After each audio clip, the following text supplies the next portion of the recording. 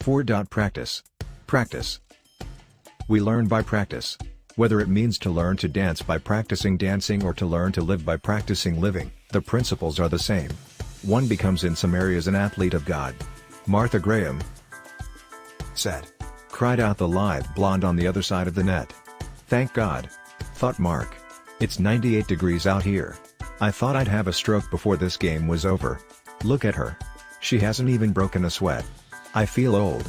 Mark groaned, wiping his beet red face with a towel and guzzling down a bottle of water. You're not old, commented Sarah. You're a little out of shape and you need more practice, but that will come with time. Not if I have a heart attack first, replied Mark. You might want to slow down on that water, Sarah advised. Pace yourself. Pace myself indeed. Mark thought. What the hell am I doing? I am practically old enough to be this girl's father. When Sarah had arrived at his clinic with a sprained ankle, it seemed perfectly natural for him to ask her to dinner. She had offered to give Jennifer some volleyball tips and Mark wanted to show his gratitude.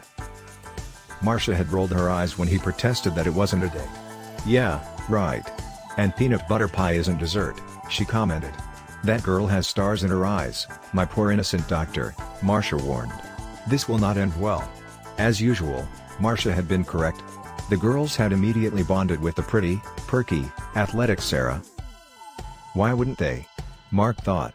She's like an older sister. Miss Helen had looked at Mark as if he'd lost his mind when she answered the door. What are you doing, Dr. Mark? She asked. Mark had again protested that he had invited Sarah to help Jennifer with her volleyball and it wasn't a date. Tell that to the little girl and those kids, she said, pointing to the backyard where Sarah had strung up a net and arranged an impromptu volleyball game. It's just dinner, Miss Helen, Mark protested. And dinner isn't a meal, Miss Helen shot back. You sound just like Marcia, said Mark. Well, maybe you should listen to her. That girl's got her head screwed on right. Sarah had become a frequent visitor. She came ostensibly to help Jennifer. And, in truth, Jennifer's volleyball form had improved markedly since Sarah took over coaching her. The girls always begged Sarah to stay for dinner, and then, after dinner, when the girls went off to do their homework, it seemed perfectly natural for Sarah to sit down with Mark and Henry and watch a game. When the girls came down to say goodnight, they included Sarah in the goodnight hugs. Then, Lisa asked Sarah to read her a bedtime story. One night the game ran into overtime and Henry suggested Sarah stay over in the extra bed in Jennifer's room. Jennifer excitedly offered Sarah spare pajamas. The two girls giggled into the wee hours of the night. When they appeared at the breakfast table with their hair in ponytail braids the next morning, Mark thought Miss Helen was going to have a fit. Mark treated Sarah like one of the girls. In truth, he thought of her that way. She went on hikes with the kids, set up beach ball tournaments, organized treasure hunts and helped Mark run the games for Jennifer's 13th birthday. All the while, Miss Helen expressed her dark disapproval by what she didn't say. She never joked with Sarah the way she did with the girls. She was always polite, but properly so, the way one would treat a house guest or a business colleague. Sarah came and went as fall turned into winter. Sometimes she picked Jennifer up at school, as Sports Authority where she worked in the mall wasn't far from the high school. Sometimes she stayed over and drove Jennifer to school on her way to work. The girls were developing a strong bond with Sarah the way they had with Miss Helen. It was easy to settle into a routine with Sarah as part of it. Mark convinced himself that she was like a kid sister, a cherished aunt to his girls. He didn't feel stalked like he had with Andrea.